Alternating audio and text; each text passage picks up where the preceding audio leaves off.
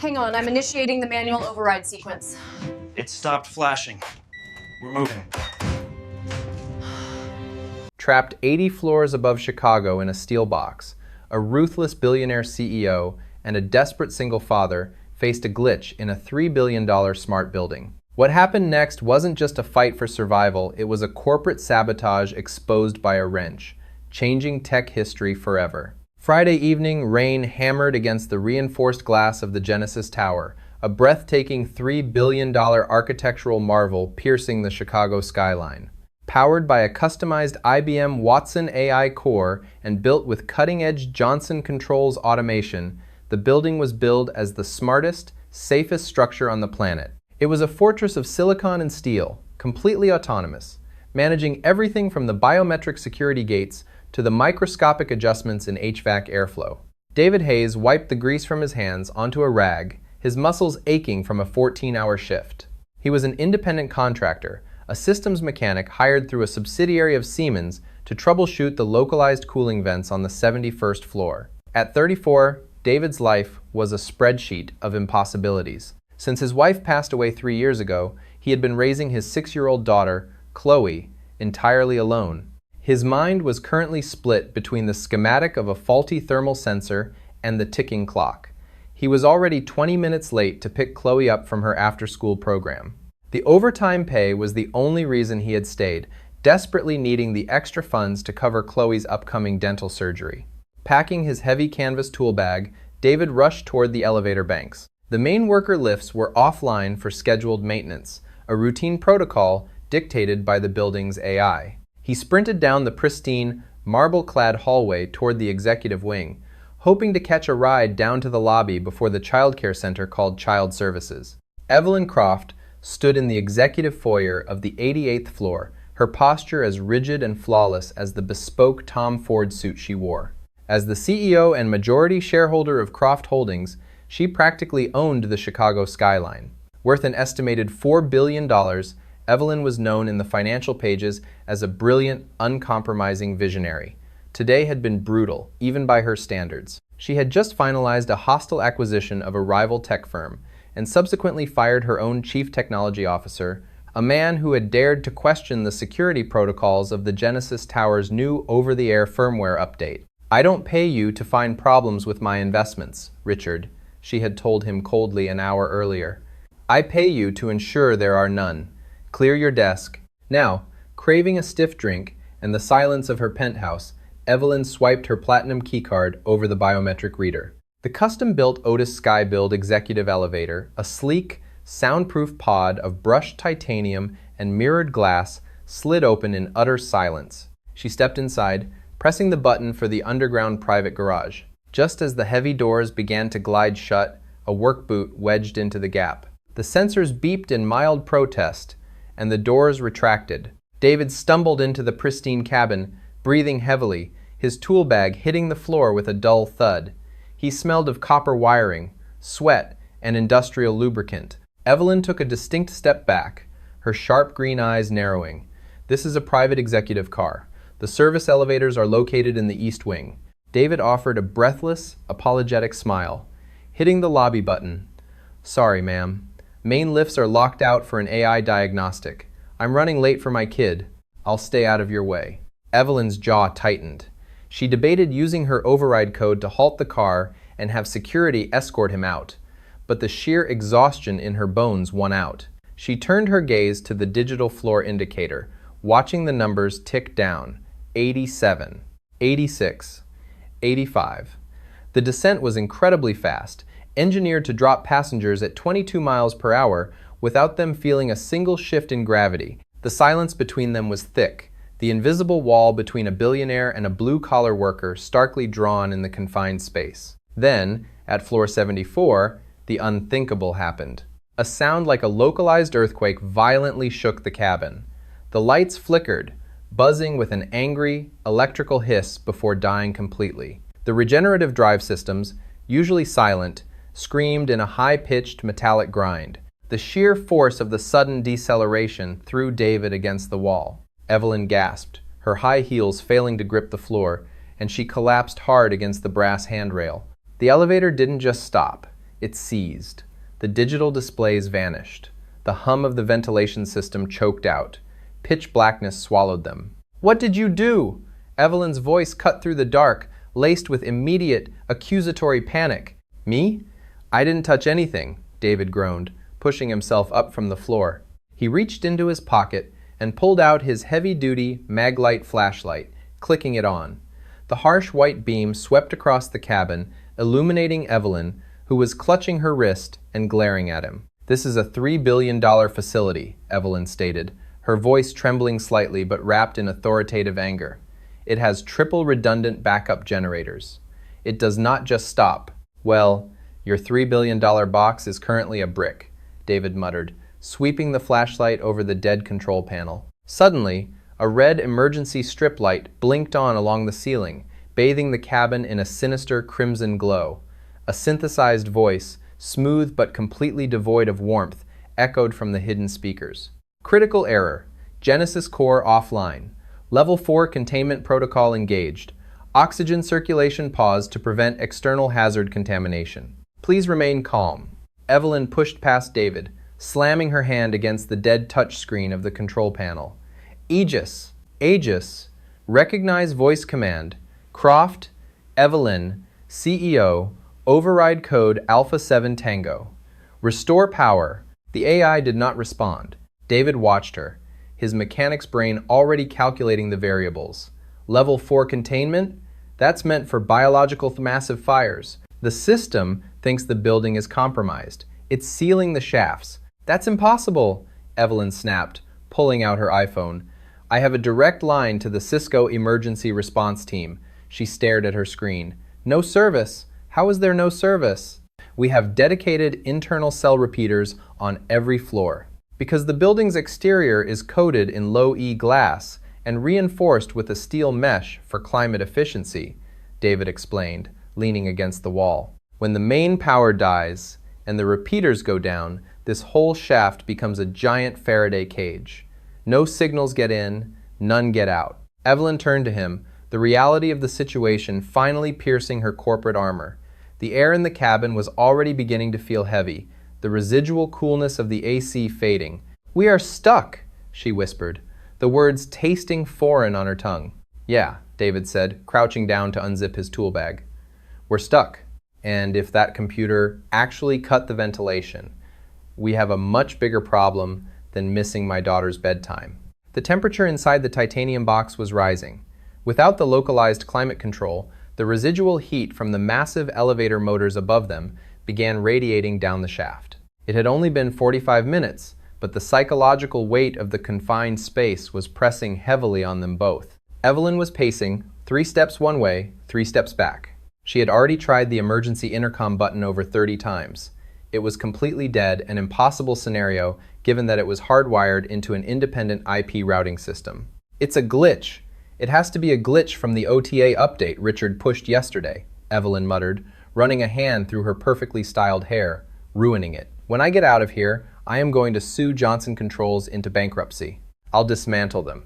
"You can fire whoever you want tomorrow," David said quietly. He was sitting cross-legged on the floor, using his Leatherman multi-tool to pry off the sleek brass trim around the primary control interface.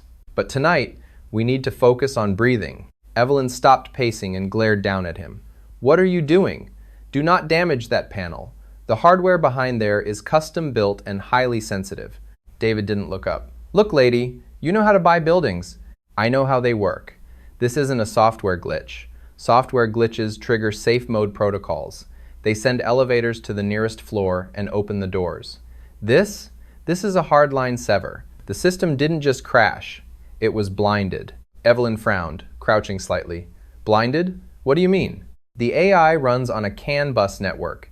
It needs constant telemetry from the sensors to know where the elevator is," David explained, finally popping the trim off with a sharp crack. He unscrewed the faceplate and pulled it forward, exposing a jungle of fiber optic wires and copper nodes. He shined his flashlight into the cavity.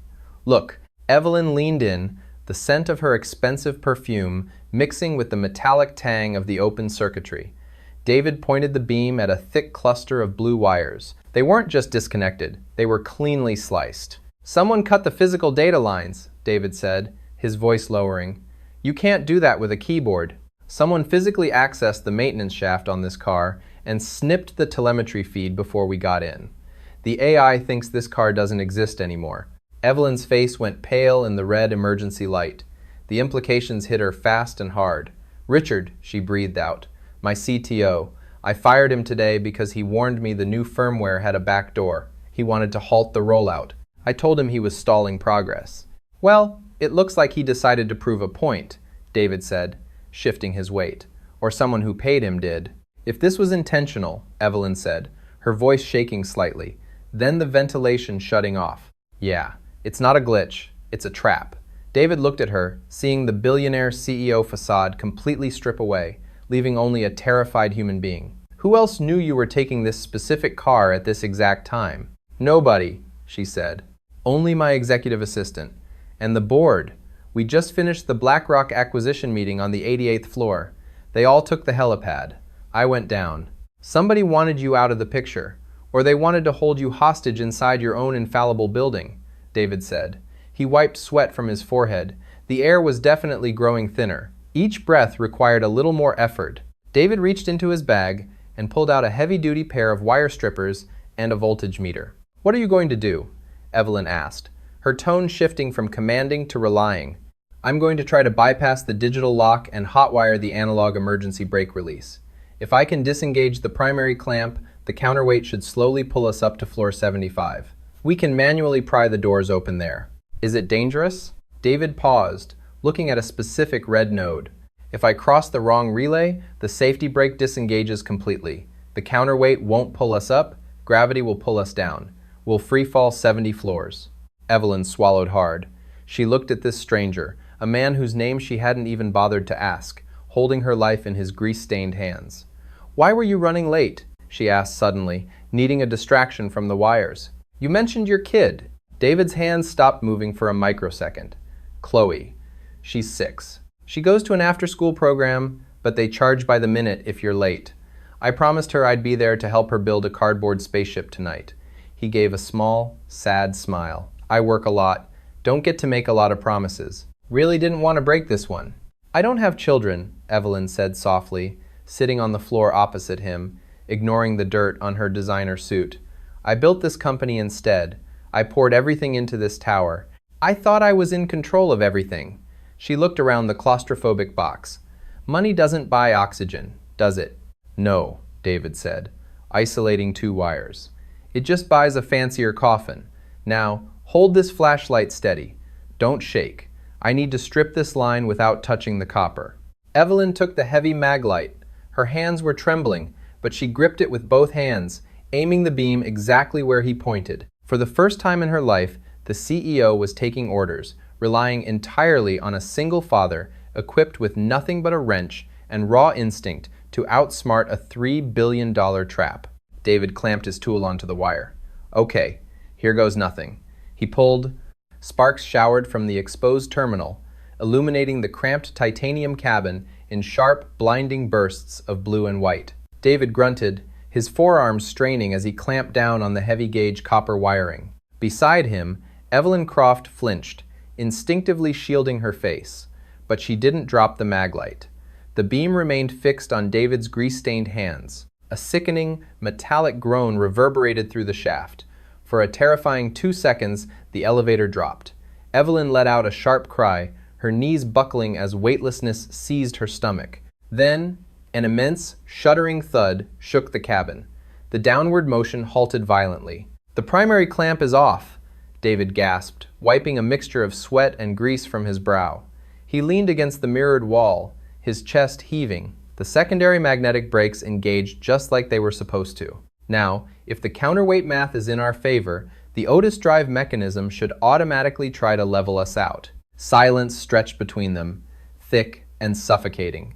The air was growing noticeably thinner, carrying the sharp, acrid scent of ozone from the sparked wires. Evelyn watched the digital floor indicator, which remained a dead, blank void. "Is it working?" she whispered, her voice losing its usual boardroom authority. "Wait for it," David replied, his eyes closed, listening to the building. Deep within the bowels of the Genesis Tower, massive steel cables, thick as a man's wrist, began to groan under extreme tension. Slowly, agonizingly, the elevator cabin gave a sudden lurch upward. It was a jerky, unnatural movement, nothing like the buttery smooth ride the $3 billion system usually provided.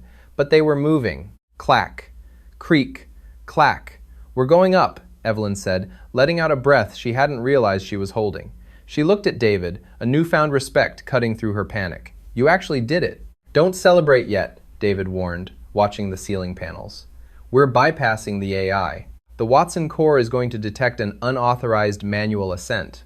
It's going to fight us." As if summoned by his words, the red emergency lighting flickered aggressively. A loud, rhythmic klaxon began to blare from the shaft outside, vibrating through the metal walls. The elevator jerked violently, slowing its ascent to a crawl. The temperature, already uncomfortable, seemed to spike as the friction of the mechanical override generated immense heat. Evelyn unbuttoned the collar of her Tom Ford silk blouse, her breathing growing shallow. The early stages of hypoxia were creeping in. "David," she said, finally using his name. "Who stands to gain from this? You asked me earlier. If this is a trap, it's not just a disgruntled employee. Richard couldn't orchestrate this alone. He doesn't have the clearance for a physical perimeter breach." David kept his eyes on the doors. "You're the billionaire. Who wants your empire bad enough to bury you in a steel box?" Evelyn's mind raced, the lack of oxygen making her thoughts swim, but her predatory business instincts remained sharp. "The BlackRock merger," she murmured, leaning her head against the cool glass mirror. "We finalized it at 4 p.m. But my chief operating officer, Gregory Langdon, fought me on it for months. He wanted to sell our proprietary AI grid to the Vanguard Group. I vetoed it. I humiliated him in front of the board." "Humiliation is a powerful motivator," David noted, checking his Leatherman tool, making sure the blades were locked. "Gregory holds the secondary security keys to the Johnson Controls Automation Hub," Evelyn realized, her eyes widening in the dim red light. "He was the one who insisted I take the executive elevator today while the board took the helicopters. He said the press was waiting in the lobby and I should avoid them via the private garage." "So, Gregory and your fired CTO teamed up," David pieced it together. "They blind the elevator, trap you, and let the building's own failsafe suffocate you.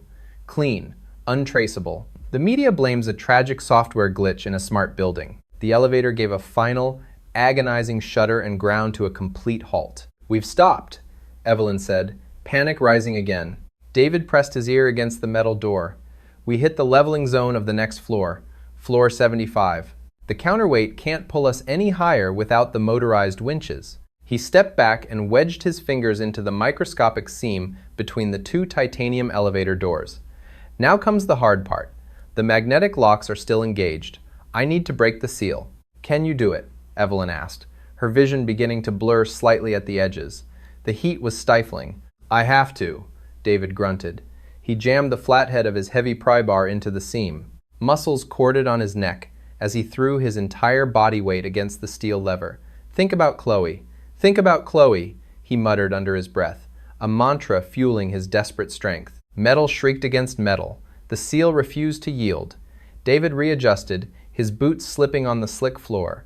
"Evelyn, I need your help. Pull on the left door, find the groove and pull." Evelyn didn't hesitate. She dropped her phone, wedged her perfectly manicured fingers into the expanding gap, and pulled with a feral strength she didn't know she possessed. The polished CEO was gone. In her place was a woman fighting for her last breath. With a deafening crack, the magnetic lock snapped. The doors slid apart, revealing a concrete gap and a set of exterior floor doors. David quickly wedged his toolbox into the gap so they wouldn't snap shut. "We're 3 feet below the floor line," David observed, shining the flashlight up into the gap. "I'll boost you. Grab the ledge and crawl out." Evelyn nodded, her breath ragged. David cupped his hands, and she stepped in, launching herself upward. She scrambled over the dusty concrete lip, tearing her suit trousers and scraping her knees, rolling onto the cold, hard tiles of the 75th floor. David followed a second later, pulling himself up with sheer upper body strength. They collapsed on the floor, gasping the cool, heavily air-conditioned air of the open corridor. "We made it," Evelyn choked out, coughing as her lungs expanded with fresh oxygen. "Don't get too comfortable," David said, standing up and sweeping his flashlight down the dark, eerily quiet hallway. We're in the mechanical and server tier, and we are definitely not alone. Floor 75 was a stark contrast to the luxurious marble and glass of the executive suites.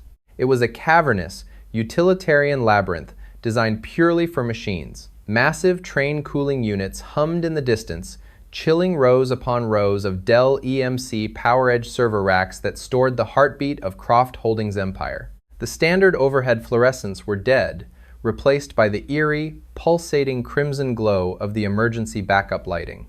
David helped Evelyn to her feet. She dusted off her ruined suit, her sharp eyes scanning the shadows. The vulnerability of the elevator was gone, replaced by a cold, calculating fury. Gregory had tried to kill her. The staircase access doors on this level are electronically controlled by a Palo Alto Networks firewall system, Evelyn whispered, keeping her voice low. If the building is in level 4 lockdown, those doors are magnetically sealed with 10,000 pounds of force. We can't take the stairs. Then we need to find a localized terminal to bypass the lockdown, David said, gripping his heavy wrench like a weapon. Or find a physical landline that hasn't been cut. They moved cautiously through the aisles of towering black server racks. The ambient noise was a cacophony of whirring cooling fans and clicking hard drives. It was a digital fortress. Suddenly, David stopped, holding up a hand. He killed the flashlight. "What is it?" Evelyn breathed against his shoulder. "Look." He pointed down the central aisle. At the far end of the server farm, bathed in the glow of a localized halogen work lamp, sat a makeshift workstation. A ruggedized Panasonic Toughbook was hardwired directly into the main fiber optic trunk line, the central nervous system of the Genesis Tower. Green progress bars raced across the laptop's screen. Beside the laptop stood a man in a dark maintenance uniform. He was smoking a cigarette, casually watching the screen, a suppressed Heckler and Coke USP pistol resting on the metal casing of the server rack beside him. Evelyn's breath hitched. "That's not maintenance. That's a private contractor. A mercenary." David analyzed the setup. "He's not just holding the floor. Look at the data bridge. That thick yellow cable is a high-speed fiber tap."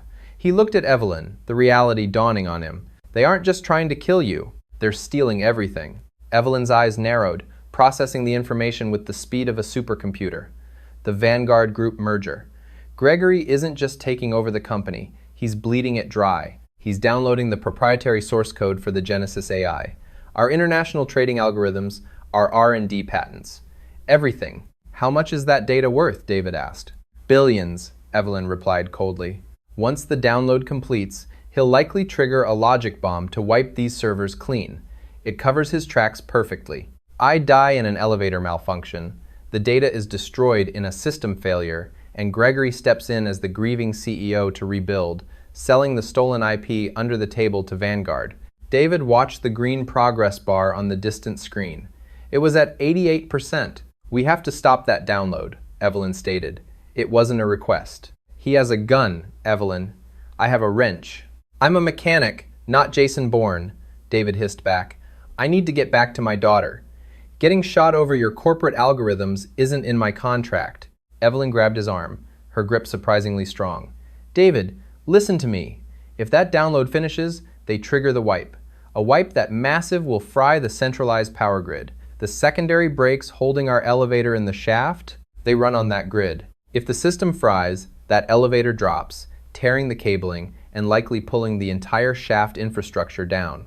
We won't survive the structural collapse of this floor." David stared at her, then back at the mercenary. The progress bar hit 90%. "Fine," David exhaled, his mind shifting gears from flight to fight. He assessed the environment. Above the mercenary, massive industrial HVAC ducts snaked across the ceiling. Below them, a raised floor paneling system hid the massive bundles of power cables feeding the server farm. "I need a distraction," David said, his voice dropping to a gravelly whisper. "I need him looking away from that laptop for exactly 10 seconds. "What are you going to do?" "I'm going to create a localized short circuit in the cooling matrix," David explained, pointing to a massive train chiller unit 20 feet to their left. "It will blow the pressure valve and release a cloud of super-chilled Freon gas. It'll sound like a bomb going off. And then I sprint to the trunk line and smash the fiber optic bridge with this wrench." David hefted the heavy steel tool. "It'll sever the connection and corrupt the packet transfer. The download will fail. Evelyn nodded, her jaw set. How do I trigger the distraction? David handed her his Leatherman, folding out the thickest screwdriver blade. Sneak over to that chiller unit. You'll see a red release valve behind a metal grate. Jam this blade into the actuator pin beneath the valve and pry upward. Hard. When it blows, hit the deck. I can do that. Evelyn took the tool. Her hands had stopped shaking. The victim had vanished. The CEO was back, fighting for her empire. David crouched, moving silently to the right, flanking the mercenary through the shadows of the server racks. He positioned himself just 15 feet away from the target, his heart hammering against his ribs. He thought of Chloe, waiting at the daycare, wondering where her dad was. He tightened his grip on the wrench. 93%, 94%. Evelyn reached the chiller unit. She knelt on the grating, locating the red valve in the dim light. She jammed the steel blade into the actuator pin, took a deep breath, and shoved upward with all her might. It's ice. Our duden salbais mein two rectigens overadjust. An ear-splitting shriek tore through the silence of the server room. A massive geyser of freezing white vapor erupted from the chiller unit, instantly plunging that side of the room into absolute, blinding fog. The localized temperature dropped 30 degrees in a second. The mercenary cursed, grabbing his suppressed pistol and spinning toward the sound, raising his weapon at the thick cloud of gas. "Who's there?" he shouted. It was the opening David needed. He lunged from the shadows, clearing the 15 feet in 3 massive strides. He didn't go for the man. He went for the machine. Bringing the heavy steel wrench high above his head, David brought it down with devastating, bone-jarring force directly onto the customized fiber optic bridge, connecting the laptop to the server. Crack. Plastic shattered. Silicon splintered. The delicate glass fibers inside the trunk line snapped cleanly in half. The laptop screen flickered violently, error messages cascading across the screen in red text. Error 404. Connection severed. Data transfer failed. The mercenary spun around, realizing he had been tricked. He leveled the gun at David's chest. "You son of a..." Before the mercenary could finish his sentence or pull the trigger, Evelyn emerged from the fog behind him like a ghost. She gripped a heavy, rack-mounted power supply unit she had ripped from a nearby shelf and swung it with brutal efficiency, catching the mercenary square in the back of the head. The man crumpled to the floor instantly, the gun clattering harmlessly away across the tiles. Evelyn stood over him, dropping the power supply, her chest heaving. She looked at David, then down at the ruined laptop. "Download terminated," David said, letting out a shaky breath. Suddenly, the red emergency lights flashed rapidly, turning into a blinding strobe. A new, much louder siren began to wail, echoing through the cavernous floor. A synthesized voice boomed from the overhead speakers. "Warning. Catastrophic data breach protocol activated. Level 5 lockdown engaged. Law enforcement has been notified. This sector is now sealed." Heavy steel blast doors slammed shut over the stairwell exits at the far ends of the hall, the magnetic locks engaging with a deafening thud. David looked at Evelyn, wiping grease from his cheek. "Well, we stopped the heist." "Yes," Evelyn said, staring at the locked blast doors. "But Gregory's entire team is likely on this building's security payroll. When the police arrive, they'll be met by Gregory's men, not real cops." She looked back at David, the cold reality settling in. "We are sealed inside a vault with the evidence, and the people coming to open it are the ones trying to kill us." The heavy steel blast doors of floor 75 shuddered violently. A faint, muffled thump echoed through the cavernous server farm, followed quickly by the distinct, high-pitched whine of a rotary saw biting into reinforced titanium. Gregory Langdon's men had arrived, and they weren't bothering with electronic keypads. Evelyn stood frozen, staring at the bright orange sparks cascading from the seams. "My own security team," she whispered.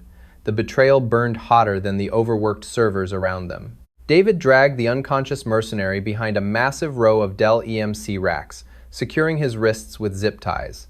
"They're cutting through the hinges," he noted grimly. "We have maybe 10 minutes before they breach." "Evelyn, is there any analog line out of this room?"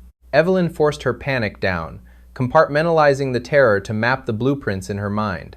The high-frequency trading line, she realized. To beat the market, Croft Holdings needs zero latency. We installed a dedicated microwave transmitter on the roof that bypasses the city grid and all internal firewalls. The trunk line runs directly through this floor. David's eyes lit up. He grabbed the mercenary's fiber optic fusion splicer. "Show me the line." She led him to a heavily armored yellow conduit. David slammed his wrench against it until the plastic shattered, revealing a bundle of hair-thin glass wires. Boom, boom. A battering ram hit the blast doors at the far end of the hall. "Boot the laptop in safe mode," David instructed, his grease-stained hands moving with surgical precision. He stripped the protective coating from the HFT fiber and cannibalized an Ethernet cable to create a makeshift bridge. Evelyn dropped to her knees, hammering the cracked keyboard. "I'm in the local cache. The security footage of Gregory disabling the fail-safes is here. I'm compressing it into a single encrypted file and sending it directly to Chicago Police Superintendent Larry Snelling." David placed the delicate glass fibers into the V-groove of the splicer. He held his breath and pressed the button. A microscopic electric arc melted the fibers together. Connection made. Evelyn hit enter. A progress bar appeared on the black screen. Uploading of 15%, of 30%. A deafening crash shook the room. The right blast door shrieked and gave way. 6 men clad in corporate security uniforms stormed the server farm, sweeping the aisles with the laser sights of their rifles. David and Evelyn crouched low. The progress bar crawled. 75%, 88%. Heavy combat boots thudded against the floor panels, drawing closer. The sweeping beams of their flashlights cut through the shadows, mere feet from where they hid. 99%, 100%. Transmission complete. Evelyn let out a sharp exhale and immediately slammed her heel down onto the laptop's motherboard, crushing the processor so the signal couldn't be intercepted. The crunch of plastic echoed loudly. "Right here, hands in the air." 2 guards rounded the corner, rifles leveled. David slowly raised his hands, letting his wrench drop. Evelyn stood tall beside him, refusing to cower. A moment later, Gregory Langdon stepped through the ruined doors, a smug, victorious smirk on his face. "Evelyn," Gregory sighed, "I expected you to quietly expire in that elevator. Now look at this mess. Execute them. Make it look like smoke inhalation before you torch the racks." The lead guard raised his rifle. David tensed, closing his eyes and thinking of his daughter. But the gunshot never came. Instead, the chaotic wail of dozens of police sirens echoed from the streets 80 floors below, growing into a deafening chorus. Gregory's smirk vanished. He pulled a walkie-talkie from his belt. "Status report." A panicked voice crackled back. "Mr. Langdon, SWAT teams just breached the lobby. They have our master access codes." Gregory stared at Evelyn, absolute terror replacing his arrogance. "What did you do?" "I fire you, Gregory," she said coldly. Within minutes, heavily armed Chicago SWAT officers flooded the floor. Gregory and his corrupt detail were put in cuffs. As paramedics wrapped foil blankets around David and Evelyn, checking their vitals, Evelyn turned to him. "David, where is your daughter right now?" "Street Jude's after-school care," David said, his voice raw. "I don't know how I'm going to explain this." Evelyn turned to a police captain. "I am ordering you to take this man to his daughter right now. He saved this entire city from a financial crisis." 30 minutes later, David sprinted up the steps of the child care center. Inside, sitting alone in the lobby, was 6-year-old Chloe. "Daddy!" she yelled. David dropped to his knees, burying his face in her shoulder. "I'm so sorry, baby bug. Daddy got stuck at work." Watching from the doorway, wrapped in her foil blanket, Evelyn felt a profound silence settle over her. She realized she had spent her life building a fortress to keep the world out, only to trap herself inside it. A week later, Evelyn restructured Croft Holdings, dismantling the autonomous AI and canceling the Vanguard merger. That Friday evening, David was in his apartment when Evelyn knocked on his door. "I came to deliver 2 things. Evelyn smiled, stepping inside. She handed him an envelope containing a certified check for $5 million. That's a consultant fee. Before David could process the shock, she handed him a silver keycard. "I fired my engineering department. I need a new head of physical systems diagnostics. Someone who understands buildings are for people, not computers. You name your hours, and Chloe's medical expenses are completely covered." David looked at the woman he had survived the dark with. "Okay," he smiled, "but on one condition. I leave at 5 p.m. every Friday. I have a cardboard spaceship to build. Evelyn laughed warmly. Deal, Mr. Hayes. In the end, the Genesis Tower's survival didn't rely on automated AI, but on a single father's courage and a CEO's newfound humanity. David's actions exposed a corporate conspiracy, earning him a life-changing reward. Evelyn restructured Croft Holdings, proving no algorithm can ever replace the vital importance of human oversight, resilience, and genuine compassion. Hi, my name is Shalom Morel Hunger, the owner and manager of Shalom Morel Hunger. After watching the video, Single Dad got stuck with the CEO. What he did in the elevator changed a $3 billion smart building. I'd really like to know what you think. How did this story make you feel? What stood out to me most was how quickly an ordinary moment turned into an opportunity that changed everything. The single dad didn't seem focused on impressing anyone. He simply stayed calm, paid attention, and used his knowledge when it mattered most. I think that's what makes stories like this feel inspiring without needing to be over the top. Sometimes the people carrying the heaviest responsibilities are also the ones who learn how to think clearly under pressure. Do you think the CEO would have noticed his talent if they hadn't been stuck together in that elevator? And have you ever had a moment where your skills finally got recognized when you least expected it? I think stories like this remind us that preparation, patience, and confidence in our abilities can open doors in ways we never planned for.